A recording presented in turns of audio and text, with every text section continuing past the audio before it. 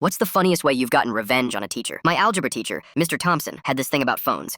Not just a normal rule. He'd confiscate them for the smallest reason. Phone in your pocket? Gone. Checking the time? Gone. And he wouldn't give them back for a week. By November, half the class had lost their phones to his desk drawer at least once. But here's what made it personal. He had his own phone out constantly. During tests, he'd scroll Instagram. While we did problems, he'd text. Once I saw him watching TikToks with the volume low. When Sarah pointed this out, he said teachers needed phones for emergencies. Students didn't. One day, he took my phone because it vibrated in my bag. I wasn't even touching it. My mom was texting about picking up my little brother from daycare, actual emergency stuff, but he just smiled and locked it in his drawer with the others. That's when I noticed something. Every Friday at exactly 2:15, he'd leave class for coffee, said we could work quietly for 10 minutes. He'd lock the door from outside, but the windows stayed open. Oakland weather meant nobody ever closed them. I had a plan. My friend Marcus worked as an office aide during 6th period. That meant he helped deliver packages and could walk around freely. I convinced him to help. The next Friday, I brought something special, a tiny Bluetooth speaker, the kind that fits in your palm. When Mr. Thompson left at 2:15, I nodded at Marcus through the window. He slipped in quick and quiet. While everyone worked on problems, I pretended to sharpen my pencil near the teacher's desk. That's when I planted it, right inside his coffee mug, his favorite one with "World's Okayest Teacher" printed on it. Marcus set his phone to connect and ducked back out. We had 4 minutes left. Mr. Thompson came back carrying his fresh coffee, steam rising. He sat down and took that first sip he always savored. That's when Marcus hit play. The speaker started blasting Baby Shark at full volume, but not from across the room, from inside his mouth. He spat coffee everywhere, all over his gradebook, his shirt, his laptop keyboard. The mug flew across his desk. Kids jumped up. Some screamed. Most laughed. Mr. Thompson stood there dripping, trying to figure out what happened. He picked up his mug and saw the speaker floating in what was left of his coffee. "Who did this?" he shouted. Nobody answered. We all just stared. How could we have done it? The door was locked. We'd been working quietly. He grabbed paper towels, muttering about pranks and suspensions. But here's the thing. He couldn't prove anything. The speaker had no fingerprints. Marcus was officially in the library, and I'd been doing algebra problems like everyone else. But the best part happened Monday. There was a new sign on his desk. Phone storage. Returns daily at 3 p.m. My phone was already waiting for me when I walked in. He handed it over without a word. Made eye contact for just a second, almost like respect. He never kept phones for a week again. Still took them, but gave them back same day. And his phone stayed in his bag after that. Sometimes I'd catch him glancing at his coffee mug with this weird look, like he was checking. 3 months later, during finals, he pulled me aside, asked if I knew anything about the speaker. I said no, straight face. He nodded slow. Then he said something I'll never forget. "That was clever. Too clever. Use that brain for your final." I got a 94 on that final. First A in his class all year. He wrote excellent problem solving on top. Last week, my little brother started freshman year. Same school, same teacher. He texted me a picture. Mr. Thompson has a new mug now. Clear glass. No hiding spots. But there's also something else. A small sign by his desk that says, "Phone breaks allowed. Just ask first."